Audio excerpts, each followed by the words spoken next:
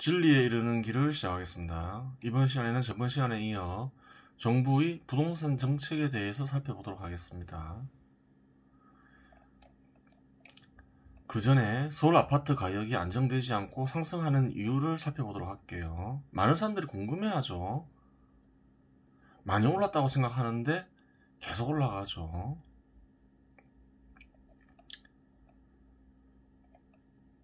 상승 원인을 살펴보면 되겠죠. 어떤 이는 공급량 부족 때문에 올라간다고, 어떤 이들, 특히 문재인 정부는 세력이 올린다고 얘기를 하고 있죠. 그래요.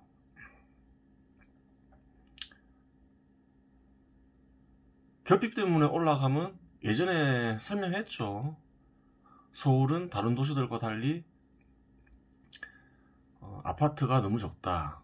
비중을 보면 확인 가능하다 말씀을 드렸죠. 그래요.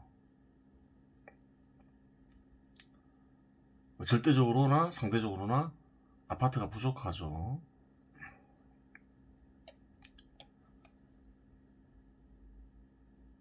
세력이 올릴까요? 그렇죠. 올리는 세력은 얘기했죠. 세력이 있을 수도 있죠. 근데 그 세력은 누구라 했나요? 금리를 하락시키는 한국은행. 한국은행이 뭐 금리를 하락시키는 건 아니죠. 경제 상황이 금리를 하락하게 만드는 거죠. 그렇죠. 코로나 사태가 터지지 않았으면 금리를 많이 낮출 이유도 없잖아요. 안 낮출 수도 없잖아요. 문재인 정부일 수도 있죠. 그래요. 그럴 수도 있는데 현재까지 한 5년간 100% 올라왔죠. 문재인 정부 때문이라고 얘기할 수는 없어요. 뭐 향후에는 좀 달라질 수 있겠지만 현재까지 뭐 100% 정도 오르는 거야. 뭐 오르면 그 정도 오르는 거지. 그 정도 안 오른 적도 없죠. 그래요.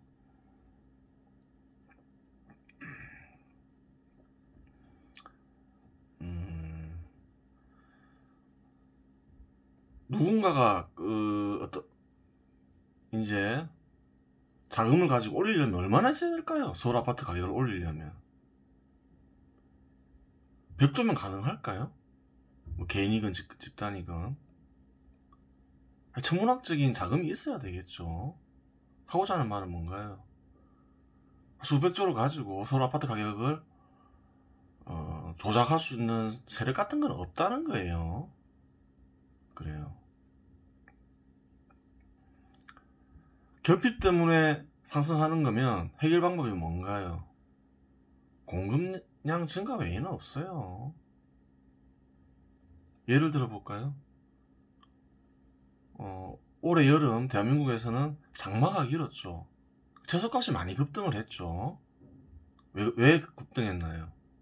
기후 때문에 배추 생산량이 급감했죠. 그래요. 공급 부족으로 배추값이 상승을 했어요. 5,000원에서 만원 이상으로 갔죠. 만원이 다시 5,000원으로 돌아오려면 어떻게 해야 되나요? 각종 규제를 쓴다거나 뭐 세금을 동원한다 해서 만원이 5,000원으로 하락하나요? 그럼 강제로 뭐 5,000원에 팔게 할 수는 있겠죠. 그럼 어떻게 되나요? 그렇다 해서 모든 사람들에게 공급되는 건 아니죠. 하여간 뭐 그런 강제적인 수법을 동원하지 않는 이상 만원을 5,000원에 팔게 하는 방법은 없다는 거예요. 당연하죠. 어떠한 방법도 만원을 5,000원에 팔게 할 수는 없다는 거예요.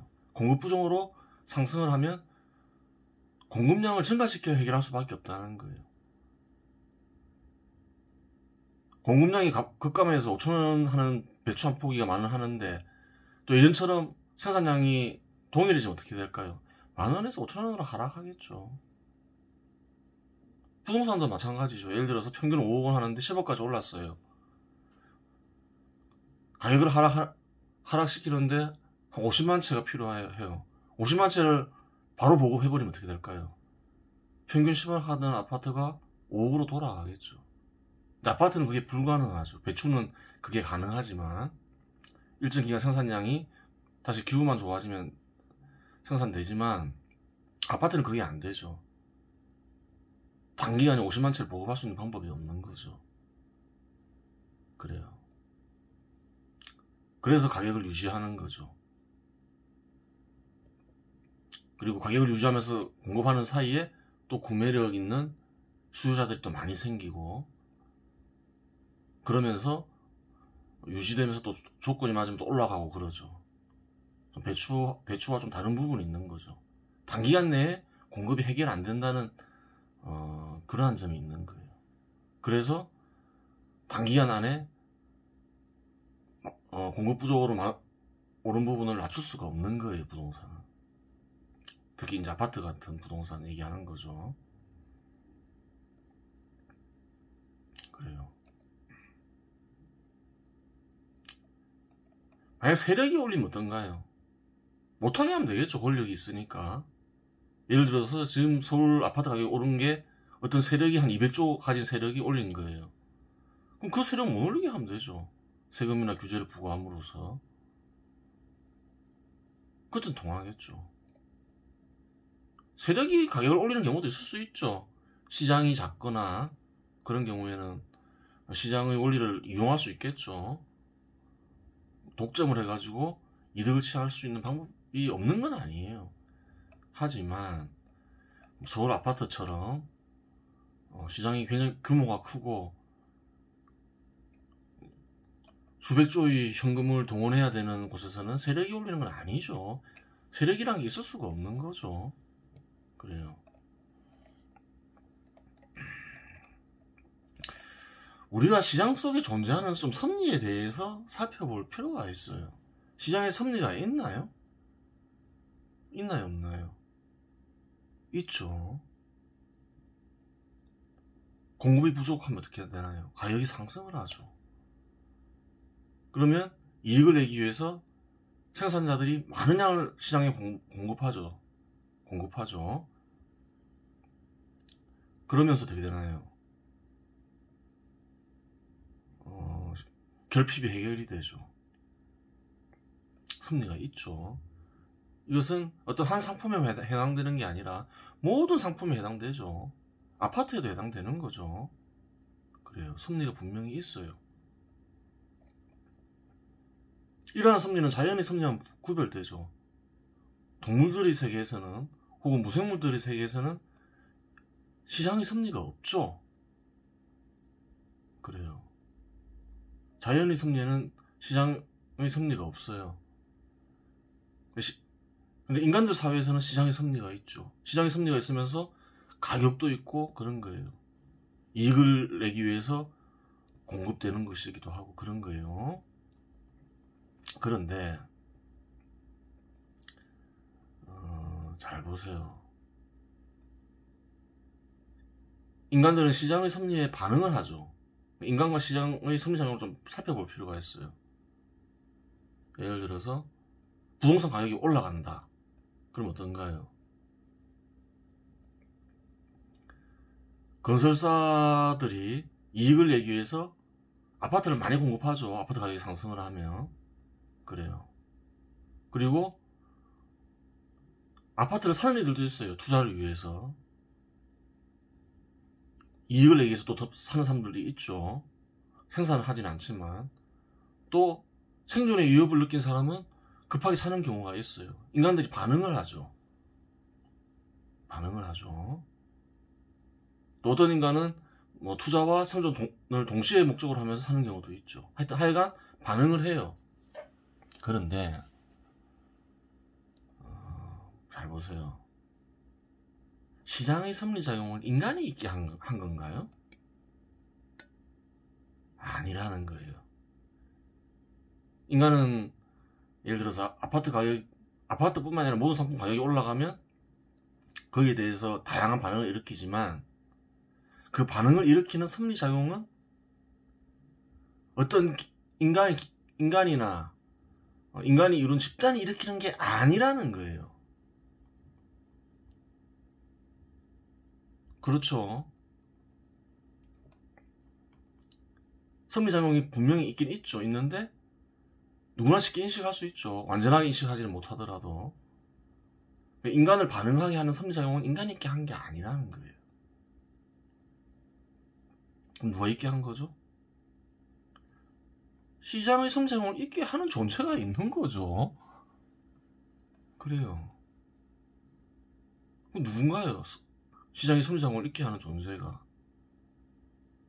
시장은 세상의 일부죠. 세상의 일부예요. 일부에 속해 있는 거죠. 그걸 이루어지게 하는 존재는 누군가요? 진리에 이르는 길에 나와있죠. 여기 나와있죠. 여기 세상을 이루어지게 하는 존재. 누군가요? 이 존재가.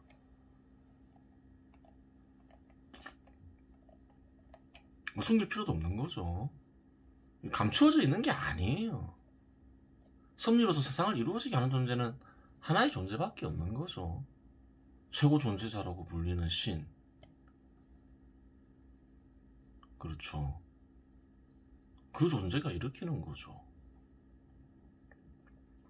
그래요. 이런 섭리작용을 왜 일으킬까요? 시장의 섭리작용이 일어나서 일어난 결과가 뭔가요? 결핍 해결이죠. 결핍 해결인 거예요. 그래요. 결국 뭔가요? 시장을 통해서 풍요를 인간들에게 주려고 그러는 거죠. 그래요. 그걸 알아야 돼요. 진리에 이르는 길을 설명하면서 왜 부동산을 설명할까요? 대한민국에서 부동산 문제로 시끄럽다 보니까 가만히 보니까 거기서 섭리작용이 발견된 거죠. 그래서 흥미를 느꼈고 어떤 뜻이 간직되어 있는지 살펴보기 위해서 브로그로 부동산을 선택하고 지금 설명하고 있는 거예요. 그래요. 어떤 인간들은 이렇게 얘기하죠. 아니 신이 그 땅을 만들 때는 가격표를 안 붙였는데 인간이 가격을 매겨서 거래하는 것은 그릇된 것이 아닌가. 신의 뜻에 반한 게 아닌가. 그게 아니라는 거예요. 신은 뭐라 했죠? 시장을 통해서 인간에게 풍요를 주려고 하는 거예요. 그래요. 인간에게 간직된 뜻과 동물이나 짐승이나 무생물에 간직된 뜻이 다르다는 거예요. 그렇죠. 시장의 뜻을 따르기 위해서는 어떻게 해야 되나요? 부동산 같은 경우만 보면 당연히 사유재산 제도를 확립을 해서 시장 기능이 작동하게 해서 풍요를 누리는 거겠죠. 그게 맞는 거예요. 그런 거예요.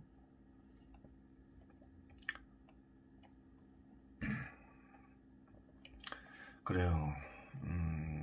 서울 아파트 가격이 많이 올랐고, 그래요. 신규 아파트는 10억이 다 넘어가죠. 그래요. 신규 아파트를 싸게 얻는 방법 중에 하나가 뭐라 했나요? 재건축 아파트를 사면 된다고 그랬죠. 그런 아파트가 서울에 꽤 있어요. 그래요. 또 저번에 동작구의 제일 아파트를 언급했죠. 예전에 동대문구에도 있어요. 경동미주라고 있어요. 1977년도에 완공이 됐고 7층이죠. 준공 시기는 그래요. 한 43년 됐죠. 43년 전에 준공됐죠. 제일 아파트보다 더 오래됐죠. 그 7층밖에 안 돼요. 228세대고. 그래요. 가격을 보면 어떤가요? 동작구 제일 아파트는 62제곱미터에 하는데 7억 2천만원 했죠. 동대문구 경동미주는 67제곱미터 하는데 2020년 7월 3일날 7억 5천만원에 거래됐어요. 비싸다고 볼 수는 없죠. 더 넓으니까 27, 8평 되는 거죠. 그래요.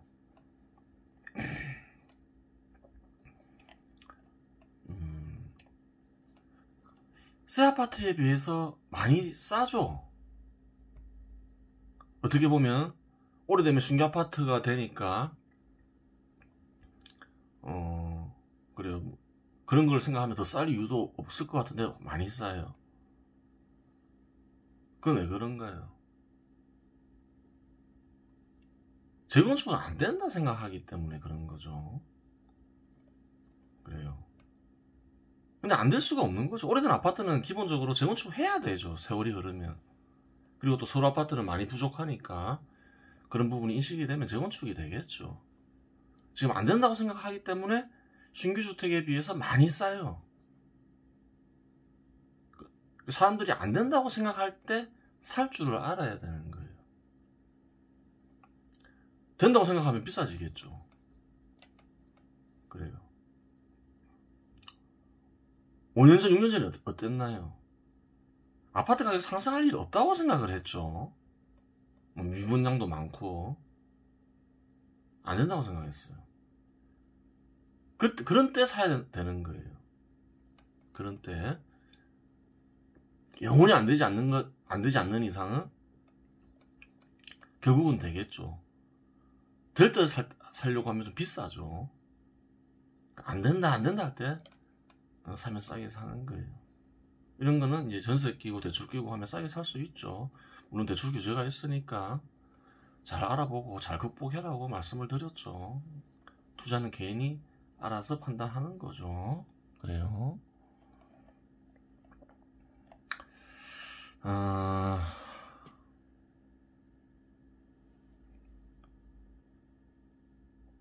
좀 그래요. 한번 그 부동산 가격 상승을 좀 살펴볼 필요가 있죠. 예전에 또 살펴봤는데 미분양 공동주택수로만 살펴봤는데 미분양 공동주택수 기준금리 가구소득 합쳐서 살펴볼 수 있겠죠. 부동산 균형 가격은 무엇에 의해 결정된다고 했나요? 부동산 균형 가격은 1년간 부동산 투자 수익의 연이자율을 나누면 된다 했죠. 그럼 어떤가요? 연이자율이 하락하면 올라갈 수 있죠. 연이자율이 하락하면서 부동산 균형 가격이 올라가는 경우가 있어요. 혹은 또 어떤가요? 1년간 부동산 투자 수익이 증가하면서 부동산 균형 가격이 상승할 수도 있겠죠. 아니면 두 개가 겹쳐서 올라갈 수도 있겠죠. 그래요. 2001년도에 보면 미분양 공동주택수는 1771개죠. 기준금리는 4%죠. 가구소득은 250만 정도 돼요. 이게 통계 안 나와 있더라고요. 한 250만 정도 됨을 알 수가 있는 거죠. 그래요. 2003년도에는 미분양 공동주택수가 735개로 줄죠. 올라가면 알 수 있죠. 기준금리도 좀 감소했어요. 263개로 줄죠. 2005년도 보면 어떤가요? 미분양 공동주택수 574개죠. 올라갈 수 있는 여건이 되죠. 기준금리가 상승했죠. 그래요. 근데 소득이 올라갔죠. 2006년도 어떤가요? 미분양 공동주택수는 여전히 529개로 작죠. 기준금리는 어떤가요? 4.50이죠. 오히려 올랐죠. 근데 가구소득은 어떤가요? 또 303만원 올랐어요. 그러니까 이 시기에 2004년도부터 2007년도까지 오르는 시기에는 금리가 영향을 미쳤다고 볼 수는 없겠죠. 그럼 무엇이 상승을 촉발시켰나요? 소득이 촉발시켰음을 알 수가 있는 거죠. 그래요. 촉발시키면 어떻게 되나요? 아파트를 구매하고자 하는 수요자가 한꺼번에 덤벼들죠. 그래요. 소득이 촉발시킬 수도 있고 금리가 촉발시킬 수도 있어요. 그런데 2003년도부터 2007년도까지는 소득이 촉발시켰다는 거예요. 소득 증가는 뭘 의미하나요? 왜 촉발시킬 수 있나요? 1년간 부동산 투자 수익을 증가시킬 수 있기 때문에 그런 거죠. 그래요. 또 어떤 게 있을까요? 소득이 증가하면 구매력 있는 매수자가 증가하죠. 하여간 뭐 촉발은 소득 증가도 촉발시킬 수 있어요. 부동산 투자 수익을 증가시키면서. 그래요. 촉발하고 난 뒤에는 큰 영향을 안 받겠죠. 왜? 수요자가 한꺼번에 덤벼드니까 수요자가 사라질 때까지 올라가는 거죠. 촉발하면 어쩔 수가 없는 거예요. 미리 그 수요자들을 흡수해 놓지 않는 이상 뾰족할 수가 없는 거죠. 그래요. 2014년도는 어떤가요? 금리도 많이 하락하기 시작했죠. 또 어떤가요?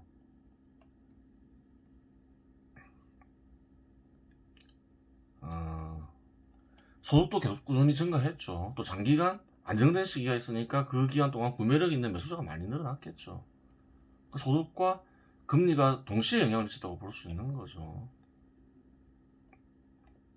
그래요. 결핍 상태에서 소득과 금리가 동시에 촉발하면서 올라온 거예요. 그 이면에 뭐가 있나요? 공급량 부족이 있죠. 그래요. 서울 아파트 가격이 어떨까요? 배추 생각하면 되죠. 배추 떨어질 일이 있나요?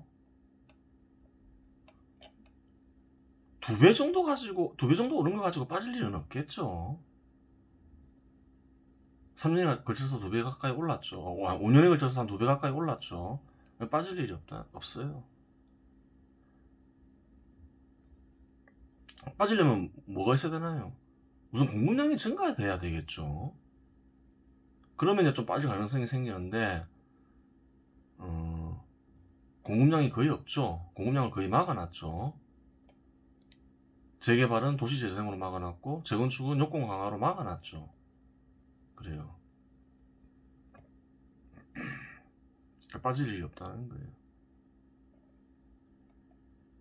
예전에는 한 230% 올랐다 했죠. 그래요. 뭐 2배 정도는 원래 기본적으로 오르는 거라 보면 돼요. 물론 이제 이런 경우는 있어요. 뭐 올라가더라도 부동산 균형 가격에서 크게 벗어나서 순간적으로 버블이 생겨서 올랐다. 그러면 조정받을 수 있겠죠. 그런 게 아닌 이상은 빠질 일이 없다는 거예요. 부동산 지금 2배 오르긴 했지만 부동산 균형 가격에 위배되지도 않고 2배 정도면 크게 뭐 많이 오른 게 아니라는 거예요. 원래 그 정도는 기본적으로 올라간다는 거예요. 그렇죠. 뭐 다른 상품도 마찬가지겠죠. 한 5년간 2배가 오르니까 많이 올랐다면서 빠질 일밖에 없다면서 많은 사람들이 그렇게 얘기를 하지만 2배라는 거는 그렇게 많이 오른 건 아니에요. 기본적으로 그 정도는 올라요. 그리고 공급 부족에서는 제대로 하락하려면 뭐가 있어야 되죠? 공급량 증가가 있어야 되겠죠. 배추값 보면 알 수 있죠. 똑같아요, 원리는. 별거 아니에요.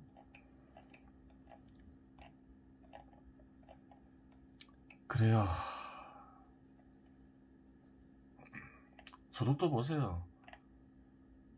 올라갈 만하니까 올라간 거예요. 한 2001년도에 집계가 안 되는데 한 250만 잡을 수 있죠. 2003년도 263만 원이니까.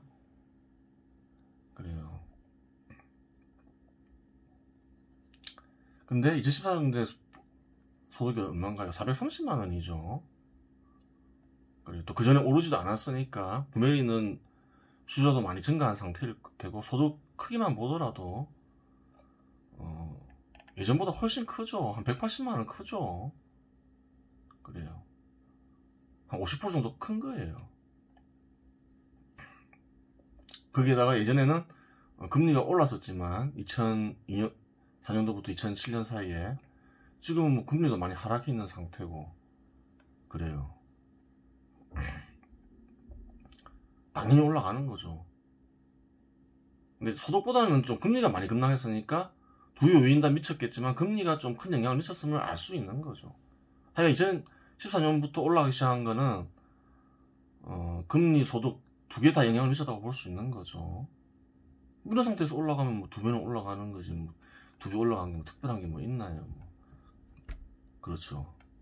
더 안 올라가면 다행인 거지 뭐.